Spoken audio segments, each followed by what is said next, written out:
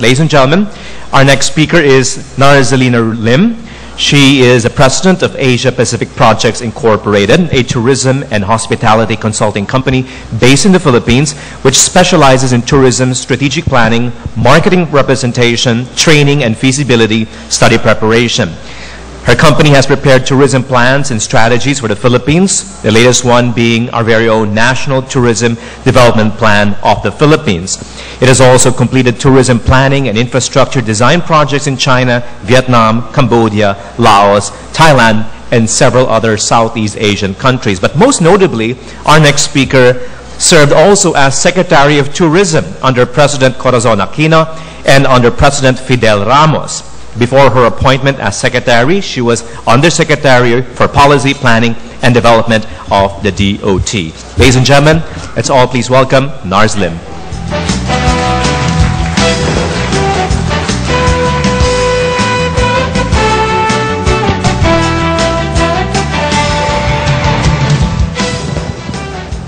Thank you, Dave. Is this working? Can you hear me at the back? All right. I'd rather stay in the middle so you listen to me and not fall asleep. Because if I stay behind there, there's a barrier between you and me. First of all, I'd like to thank the organizers, the Clark International Airport and GGLC, the Global Gateway Logistics City, especially Jeff and Chichos, for inviting me here. Every time I come to Clark, I'm always amazed at the developments. And while we may be impatient with the slowness of certain developments, there is something happening. And as Dave said, it will happen. When? Well, I guess we'll just have to work together to make that happen, and I will tackle some of these issues in my short presentation. I won't talk so long because I think that it's more important that we get the inputs from the audience during the panel discussion, as well as from the private sector representatives who are here, who will sit at the panel. So my topic is seamless travel, and Dave already said two key words: connectivity and integration. Okay, so what is seamless travel? Seamless travel should be viewed from the eyes of the customer. What is convenient for the customer and not for the supplier of the service? It means connectivity, as already mentioned. Now, it begins when the tourist or the traveler starts to search for information about the destination that he or she is going to visit. And where does the travel get this from? Several sources, of course, from the internet. And these days, it's all handheld. Travel agents, they're still around in spite of the fact that the internet is taking some of its services away from them. Guidebooks, collateral materials, magazines, newspapers. It's always a source of frustration for me when I go abroad and I go into the travel agent's office and there's hardly any brochure or collateral material on the Philippines. You even find Vietnam and Cambodia there, but the Philippines hardly ever. Now, with the increase in budget that was mentioned by Yusek Corpus for promotions and marketing, I hope that this lack of information can be addressed. Now, in terms of websites and information on the internet, there are a lot, but perhaps where we are lacking would be the completeness of the information.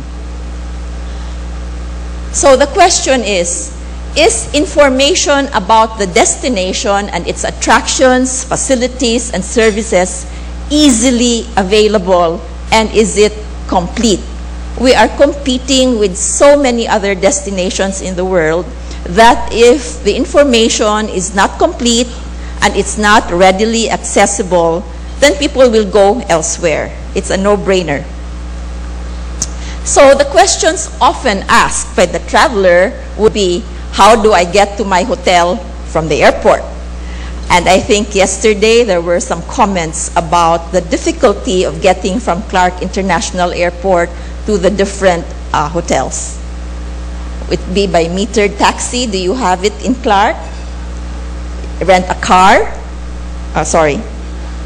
Regular shuttle buses between airport and hotels. I tried to go to the Clark International Airport website, and when it came to transportation, the information was a bit fuzzy. So I think that maybe that is an area that we have to concentrate on. Are the transportation rates clearly indicated in the information? Are they regularly updated? How does the traveler know that he is not being exploited by the taxi driver or the transport provider? There should be transparency on the rates, and there should not be discrepancy in the rates being offered on the internet and when you arrive at the airport. There's nothing more than that leaves a bad taste in the mouth than when a traveler feels that he is not being treated fairly, especially when he's tired and is arriving at 1 or 2 a.m. in the morning. How do I get to other destinations from the airport or from my hotel? Rent a car, shuttle buses to a bus depot, connecting flights, and other modes of transportation. Does surface transportation coincide with arrival of flights? So if I arrive at 2 o'clock in the morning, is there surface transportation to take me not only to my hotel but maybe to my next destination? And how many hours do I have to wait from my flight arrival before I can get to my next destination? Do I have to stay overnight in the airports before the bus comes for me to take me to my next destination? Well, if that's going to be a long wait, I'd rather go somewhere else where connectivity is not an issue. Now, once the decision has been made to go to the destination, how easy is it to book and pay for the travel experience? Can I book online?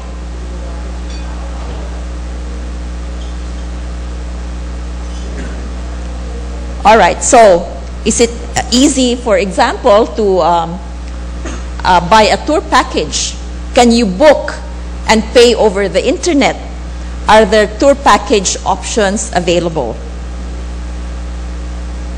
For FITs, these are the independent travelers, which, by the way, constitute about 70% of the market. 70%. A big bulk of our travelers are independent travelers. So what they would want is to book individual components of the tour. They want to do the tour themselves.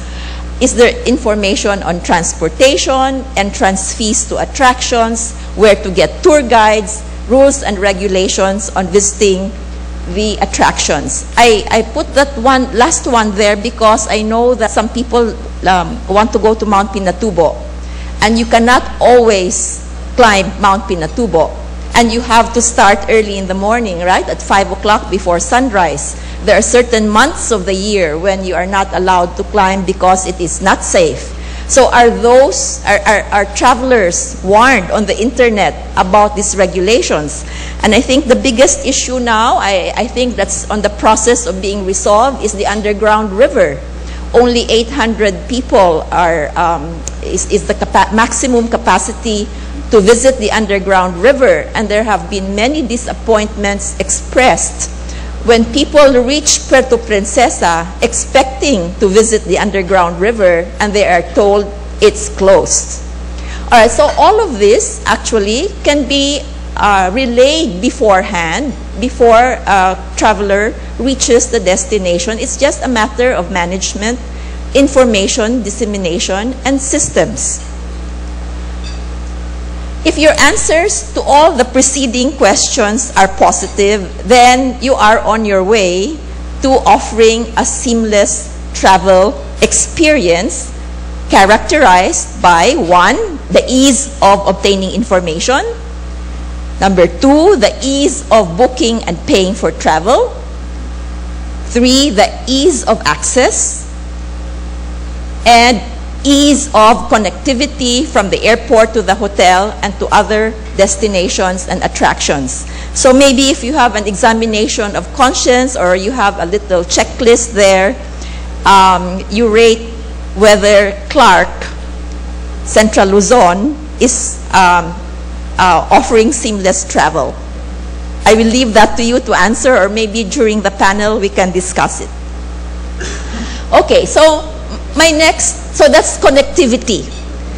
The next topic is integration. All right, you have a very, very big area, Central Luzon. You know, Manila is a big market, but Central Luzon itself is also a big market, as well as Northern Luzon. And you sit in a very strategic area in the middle of Central Luzon. So let's consider all of this as a market. I think yesterday one of the speakers said Subic and Clark are intertwined. You have to take both of them together. But I'd like to say that you have to take the whole Central Luzon as one. So let's consider this as a destination. My proposition is that we have to develop integrated resorts, whether they are beach, mountain resorts within Central Luzon. What are integrated resorts? These are mixed-use developments which have commercial, residential, leisure, recreation, entertainment, all within one concentrated area. All the facilities are there, all the transportation systems are there, the ease of connectivity is there within one single area. I don't believe we have an integrated resort in Central Luzon. And my proposition is, if you want to complement the development of Clark International Airport and the Aerotropolis, you have to have integrated resorts. Examples of integrated resorts. Nusa Dua in Bali, Indonesia. I'm sure some of you have been there. Bali is the whole island. Nusa Dua was carved out as integrated resort area where there is a mass of hotels, resorts, convention, meeting facilities, entertainment, recreation, golf, what have you, is all within that concentrated area. Those are just images. The other one is Laguna in Phuket in southern Thailand. Again, this is 400 hectares. Within Phuket, 400 hectares of integrated resort development was carved out of an old mine, and within that 400 hectares, you would have all the hotel facilities, attractions, activities, not just golf, but sailing, and connected by shuttle bus within the 400 hectares. This is what we're talking about. We have to have this, and we have to plan the development of this while Clark is being expanded, the Clark Airport. All right, so those are just some images of Phuket. And there are also urban integrated resorts, and Macau has been mentioned in a Cotai Strip, which used to be just a strip of water which was landfilled. There is now the Venetian, there's the City of Dreams, so it's all integrated with dining, shopping, entertainment, of course gaming, and other entertainment and recreation activities. Again, if you have been to Macau, these are all connected by free shuttle buses from the airport, from the ferry terminal, and from the border gates from the neighboring provinces in Guangzhou province. There is a land border between Macau. And shuttle buses every 10 minutes would go from these border gates, from the ferry terminal, and from the airport. Now, our very own Resorts World Manila, I hope somebody is here from Resorts World, because I'd like to give them a very a positive congratulations, because they offer best practice. Intercity province connectivity through its shuttle bus service. Okay, so from certain points in Manila, like Mall of Asia, Gateway Mall in Cubao, and from here, Ermita, from Bayview Hotel, there are free regular shuttle buses to draw visitors to Resorts World, which is in front of Terminal 3. And you see these buses as walking advertisements or moving advertisements for Resorts World. From here, from Pampanga, there's from McDonald's Dao, and from San Fernando beside Metrobank, you can board their bus. I think there is a fee for provincial buses. I think it's 500 pesos. I'm not quite sure. In Laguna, it's 500. From Laguna, it's 500 pesos. And you can go to Resorts World to watch a show, King and I, or any of the shows that's going on there, to shop, to eat, and try the casinos. There's the Laguna Resorts World. It's 500 pesos for adults and 450 for students. So I think if you're looking for best practice, we have it right here in Manila through Resorts World. Okay, so what Clark Central Luzon needs to do is to develop integrated resort destinations. Number one, what do? We have to identify large tracts of land.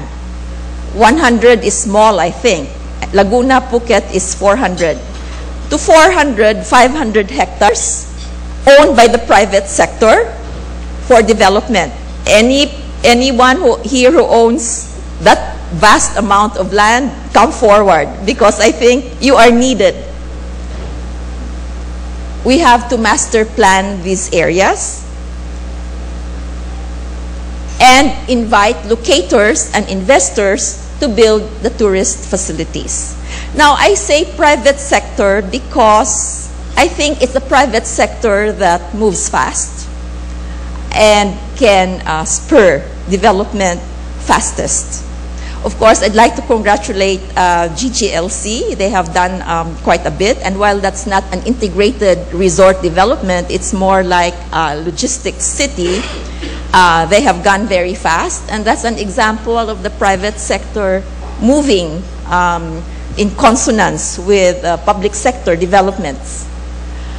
Now, I used to sit in the Clark Development Corporation Board, and I noted at the time that there's hardly any land left inside Clark Freeport, not vast tracts of land anyway. But I do know that Crow Valley, there's a lot of land in there, and I know that that's under BCDA. I think that if BCDA, as a master developer, the way it has developed Bonifacio Global City, if it can develop Crow Valley into integrated resorts and an aerotropolis, I think we have a good chance, because BCDA, while a government corporation, has proven itself as a developer of Bonifacio Global City. So I think that because there is no more land inside the Clark Freeport for integrated resort development, here is our opportunity. Those of you who live here, I'm sure you know Crow Valley, right? Okay, so that's an aerial map of the area. Okay, now I think this slide is very important, because if you look at this, Bali in 2011 had 46,300 rooms, and Phuket had 47,000 rooms. So when you talk of big, that's big, because then that will support the flights coming in. Look at the Philippines, and while I'm not belittling the statistics given by Yusek Dani, I think we are small beer compared to our competitors in the region. Because if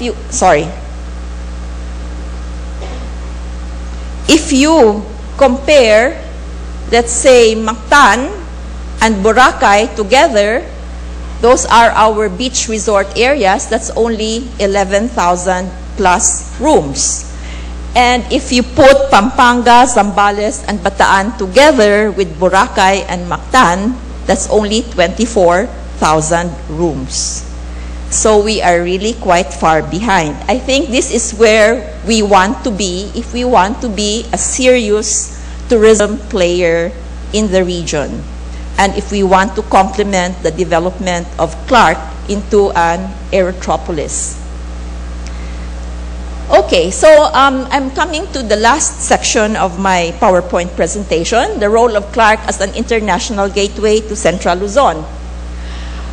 This is Suvarnabhumi Airport in Bangkok. I think it's best practice because if you land in Suvarnabhumi Airport and you want to go to Chiang Mai or to Phuket or to Krabi or any domestic destination in Thailand, you are able to check through your luggage from your home destination to other cities in Thailand. You can clear immigration in Suvarnabhumi, but you can pick up your luggage at your end destination in Thailand. This is another best practice. While we don't have a ferry here in Clark because we're landlocked, but this is something I'm quite familiar with because we used to represent the Macau Government Tourist Office in the Philippines, and I've been through this many times. When you land in the Hong Kong airport and you want to go to Macau or any city in the Pearl River Delta, you don't have to exit immigration in Hong Kong. You can go to a ferry transfer desk, pick up your ticket, or if you already have your ticket, just pick up your boarding pass, and you are sent by shuttle to the ferry terminal, to the Sky Pier, and you take this craft. Okay? So you can go to any city in the Pearl River Delta talking about integration. So that's Hong Kong, that's Macau, Zhuhai, Zhongshan, Dongguan, Shenzhen, to ports there. You can go from your airplane right away to the turbojet. And that's the kind of craft that will take you, okay? Talking about seamless travel, that's really quite seamless. And that whole Pearl River Delta, if you read the book of Greg Lindsay, he has a whole chapter there about how the integration is taking place. And mind you, if we're talking about competition, a bridge is being built between Macau and Hong Kong. And that will be completed by 2017. So you won't even need to take a ferry. You can just take the land transportation. Okay. Now, the city check-in in Hong Kong, I'm sure all of us here have been to Hong Kong and have checked in our luggage either in Kowloon or in Central. And all you have to do when you get to the Hong Kong International Airport is to clear immigration because you had checked in everything already in the city. That is best practice. And I'd like to I've borrowed, where is Captain Solis? Thank you for lending me your slide without your permission. He showed this yesterday. The Trinoma. There is a bus terminal in Trinoma. I wish it would be given more publicity. I don't think too many people know about it. So I think it needs a lot of advertisement, aggressive advertisement. Maybe the DOT can help Clark with this. I think that the second phase, which is planned to be a city air terminal where security screening of baggage, airline check-in baggage, and drop and handling. I don't know what is the schedule of this. If that happens, then that is going to be a best practice, just like the city check-in of Hong Kong. All right, but this is quite new. This was just inaugurated last December. That's why I think not too many people yet know about this. But it's only 200 pesos shuttle service from Trinoma Airport Lounge. Okay, so the question is, Dave said earlier, we like to talk. It's more fun to talk in the Philippines. But we have to get organized. How do we get organized? Well, I have a proposition to make. I think the private sector should take over, and maybe the government should just regulate. Mind you, I came from the government. I was there almost 7 years, and I know the constraints of government. I think that if the private sector takes over, things will move faster. Okay, I think that future development of the Clark International Airport should be BOT, build, operate, and transfer. And the best practice here is Cambodia airports. Those of you who have been to Phnom Penh or Siem Reap, which is the gateway to the beautiful Angkor Wat temples, which is a UNESCO World Heritage site, might have noticed how efficient those small airports are and how beautiful. How many of you have been to Phnom Penh or to Siem Reap? Anyone in the room? I urge you to try and go there. Those airports are beautiful, very efficiently run, but they are not run by the Cambodian government. They are run by a private concessionaire on a BOT basis. The private concessionaires, Cambodia Airports, it's 70% owned by a French company and 30% owned by a joint venture between a Malaysian and a Cambodian company. And they have just renewed their concession agreement to manage that airport, I think, for another 25 years. Last year, Phnom Penh Airport already had about 650,000 international visitors, and Siem Reap Airport had about 800,000 plus. So they're fast international, not including domestic. They're fast catching up with us, and if we don't watch out, maybe Cambodia will overtake us. So that is best practice in airport management.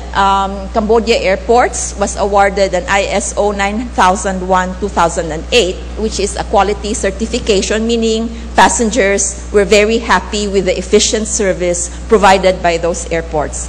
So I don't know whether we might consider SIAC to be a regulatory body only, and then let the private sector do the terminals. Okay, that's something we have to consider. Now, in terms of tourism development and promotions, I'm offering Hunter Valley in New South Wales, Australia as a model. I know Australia quite well because I'm married to an Australian who comes from New South Wales. The Hunter Valley is a wine-producing region in Australia. It has one of the largest regional airports. It's very touristic, very scenic, and yet it has a coal-fired power plant over there. And in 2010, it had 9.5 million domestic and international visitors. It can be a day trip from Sydney. And it is very popular in terms of day visitation. Now, the Hunter tourism was organized as a public-private sector model, wherein all the stakeholders sit there, supported by the local government and Destination New South Wales. Destination New South Wales is the Department of Tourism of the state of New South Wales. It's like their mini Department of Tourism.